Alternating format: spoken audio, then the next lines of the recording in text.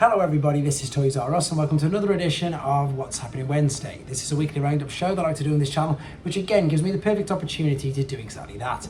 Keep you guys updated with things that I found going on in the world of Transformers. I'll let you know what's happening with this YouTube channel and of course my Instagram, which is toys_rus. So this is part 2 to the midweek news. I've got another 8 things to go through with you, and we're going to start off with something that these pictures probably aren't going to do any justice. What you really need to do is go to either T-Formers or TFW 2005 and have a look at this. So this is something we've had a brief look at before. So this is the virtual reality game called Transformers Beyond Reality, and basically it's set for launch on PSVR in Europe and Australia and Australasian places as well. So this is, although it says on the date on here in September, it hasn't made it yet. It's going to become very, very soon.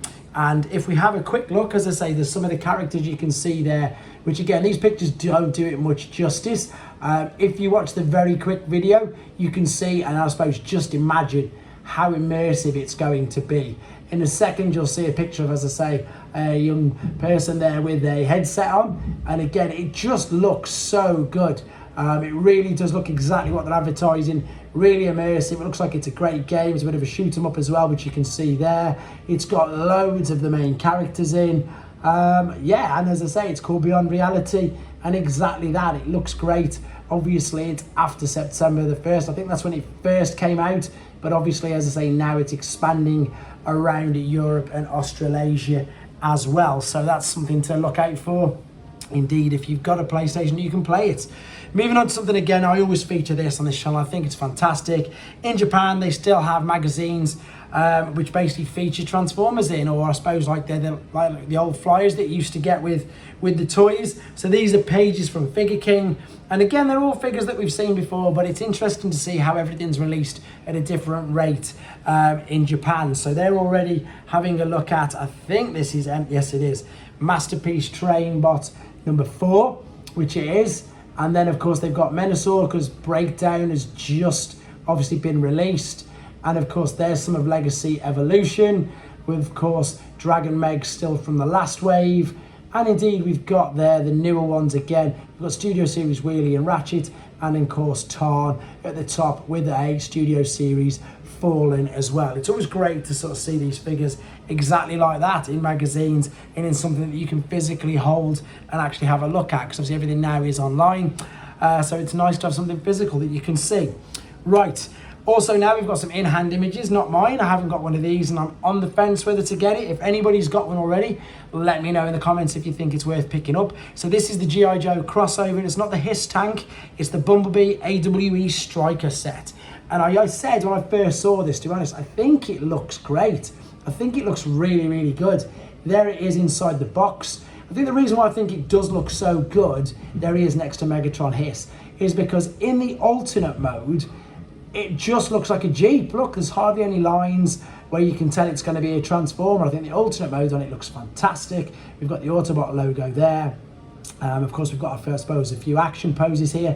And I've got a couple of shots from a couple of different people who've actually lucky enough to have this. So we've got another person who's got hold of this, and they've put it displayed brilliantly with Bulkhead. I think it was the Ruckus version. Of course it was, with the army camo. And as I'm sure you'd agree, they look great together. There he is, of course, with Goldberg on the back. And indeed with Slam Dance, I think the Doctor Wu version that I very nearly ordered the other day myself.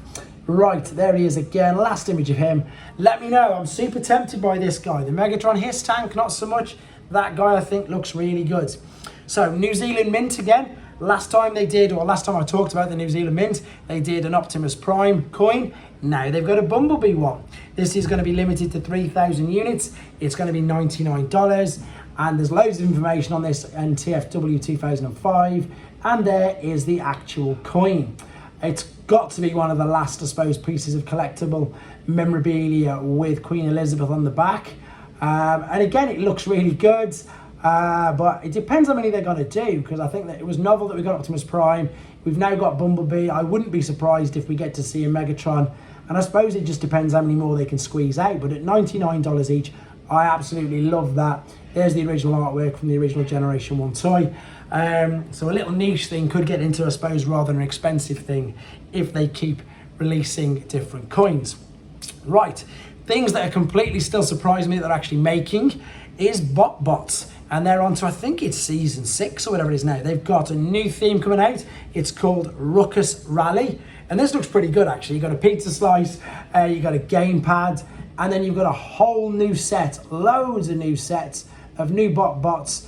As you can see, the new theme is indeed what I just mentioned, Ruckus Rally, and then new packs of, how many's in that pack there? 1, 2, 3, 4, I don't know, quite a few of them. Funnily enough, I've managed to pick up a few of the really old ones cheap, which I've not even opened yet. I am intending to do a few videos on them, and I'm just stunned that they're still going. There must be at least 200, I'd say, individual different ones. So that I imagine there is one of absolutely every single thing that you can think of. So I'm going to keep my eyes out for them as well, funnily enough. Moving on, this is another, I suppose, announcement for the mini con, well, the mini TF Nation that's going to be happening in Manchester next year. We've now got another guest announced. This is Ed Puri. I hope I've said that wrong. I apologise if it's not. He is, well, here you go. It says, over the years, he's made his official debut on cover art for Transformers issue 20, Rise of the Decepticons. And there he is. He is going to be, let me zoom in because I feel awful because I probably said his name completely wrong. He is going to be a guest at the TFCon in Manchester next year. Moving on, we saw Rodimus Prime from Threezero in the earlier edition. Now we've been teased a Revenge of the Fallen Megatron, and this guy looks great. There's a little bit of information on the top there. It says 11.2 inches tall and 53 points of articulation. And then there's a bit of a write-up here as well, which I'm going to read to you. So it's came from Use Hobbyland on Facebook. First images of DLX Revenge of the Fallen Megatron. He's part of Threezero's high-quality action figures, which of course we know. There's no more details at the moment. All we know, it's going to be 28.5 centimeters, 53 movable joints, which it says on the top. And Threezero products are fantastic, aren't they? So it's exciting times if you're collecting them. Funnily enough, another third-party company, this is Fans Hobby. I've took these images straight off their official Facebook page. Again, we know this figure's coming out. It does look so great. It is their Energy Commander MB18. In fact, what I'm going to do this backwards. I'm going to show you just a few pictures of it, and then I've actually got some pictures of the packaging. So this is, of course, the figure that we've seen before. There's a beautiful shot of course, the cab with the trailer and all the mini-cons all tucked away nicely. So this is a figure that we've been featuring and they've been previewing, hyping up for a good few months. But this is what I want to show you. This is all new images here of the packaging that it's going to be obviously shipped out in. This is taken fresh from their, as I say, Facebook page a couple of hours ago. And again, it looks great. There you can see Energy Commander MB18. And if you've pre-ordered yours, or if you want to pre-order it now, this is the shipping box he's going to be coming out in.